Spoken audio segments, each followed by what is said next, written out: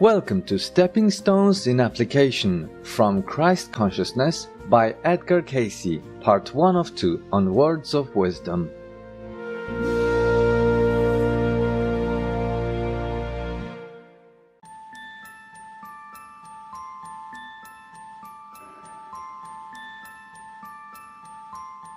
Internationally known clairvoyant Edgar Cayce was called the Sleeping Prophet due to the seemingly deep sleep he entered before he started a prophecy.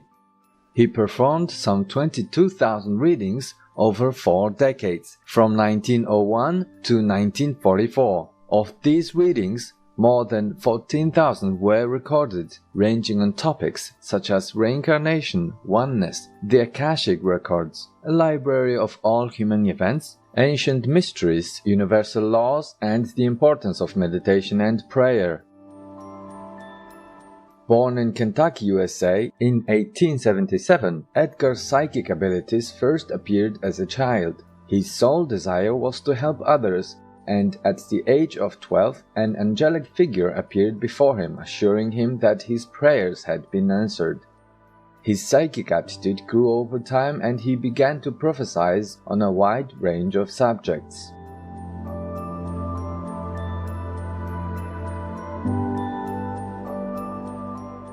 Today we present some of Edgar Cayce's insightful readings on God's love and how to apply God's love into our everyday life.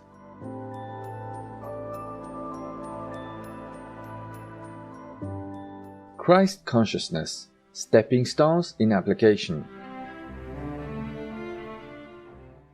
Speak gently, smile often. Let the love of the Father, through the blessings in Him, shine in thy life day by day. Then the clouds of doubt will dissipate, and the brightness of the Christ consciousness will give thee purposefulness in all thy dealings, and His blessings will be continually with thee. Know that, as ye walk with Him in the promises that are given in those passages indicated, He abides with thee. And if He abides with thee, what can make thee afraid? For He is life, light, hope, patience, love in its essence. And as ye manifest same in thy conversation, and thy thoughts, and thy dealings with thy fellow men, ye are indeed His. Blessed are the peacemakers, for they shall inherit the earth.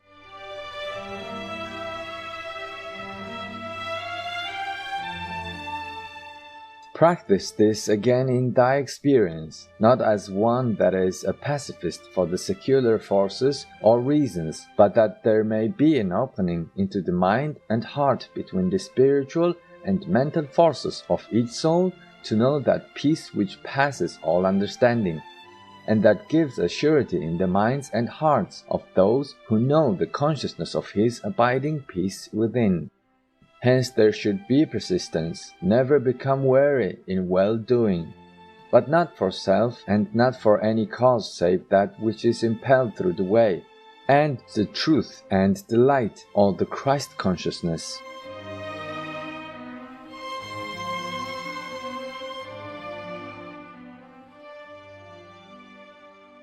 As ye would that men should do to you, do ye even so to them, but not always insisting that they do your way.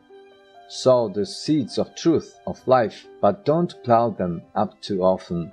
Be sincere in purpose and in deed, and there will be found the greater peace, the greater harmony coming to thee in thy undertakings to make for better conditions under which all labor or in which all share.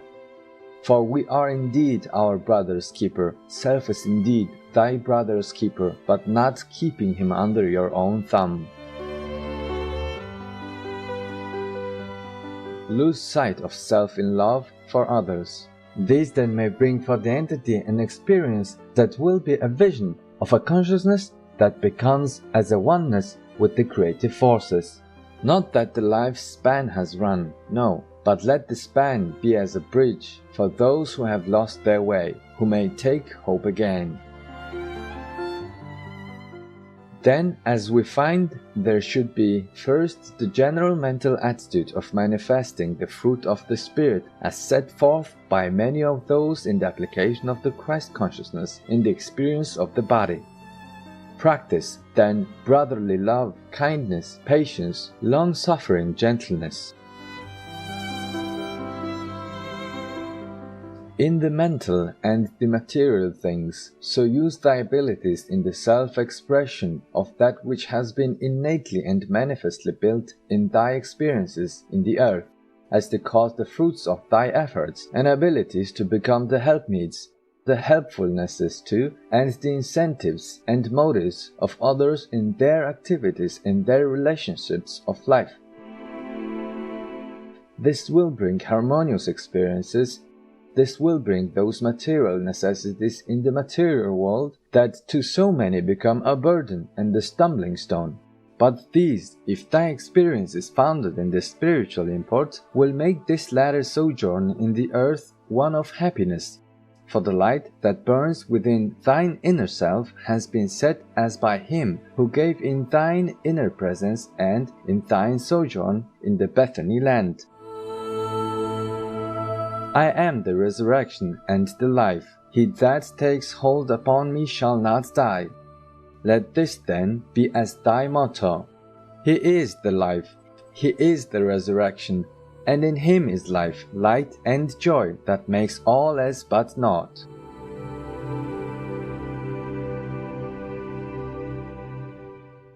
As we have indicated, first, find self in its relationship to spiritual things, not of self, but of that influence, that power, those which man may attain to the greater consciousness of his oneness with the universe. Yes, but as of a personal Savior, a personal God, not as an individual. For the individuality of a soul must be lost in the personality of the Christ, in God. These become unified, then, in their activities in relationships with others.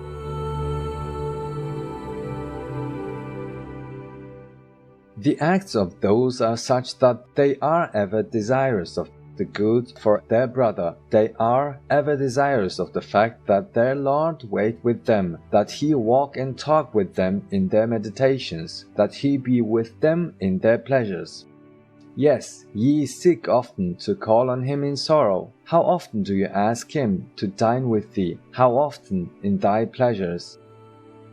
These activities ye may enjoy more when ye do learn these truths, so as to make them a part of thy consciousness. Not merely when things go wrong or when you stump your toe should ye ask, but ask ever, and it will be the better.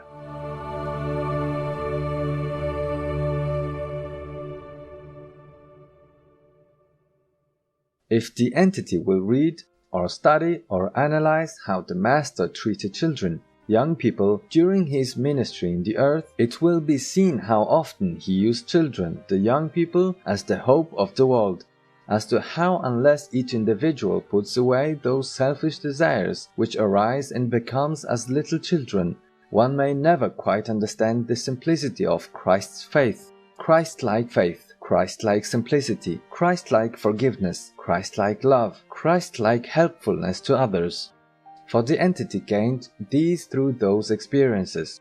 Replace animosities, hates and fears with faith, hope, long-suffering patience, and with the purposes not merely of self, but of self-applying the principles of the Christ consciousness.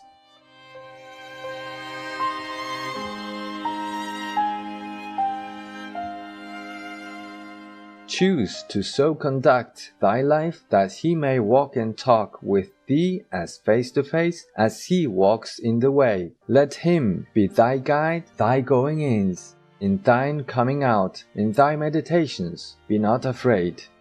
Then let the body cooperate by putting behind self those things that easily beset, and look to the strength and the power of the Christ consciousness, the light within.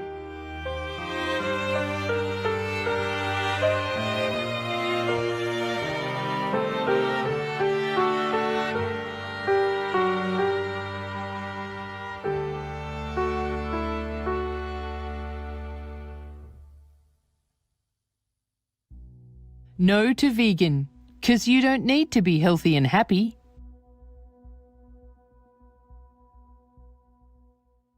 Endearing viewers, it's been wonderful to have your presence today. Please join us tomorrow for part 2 of this program.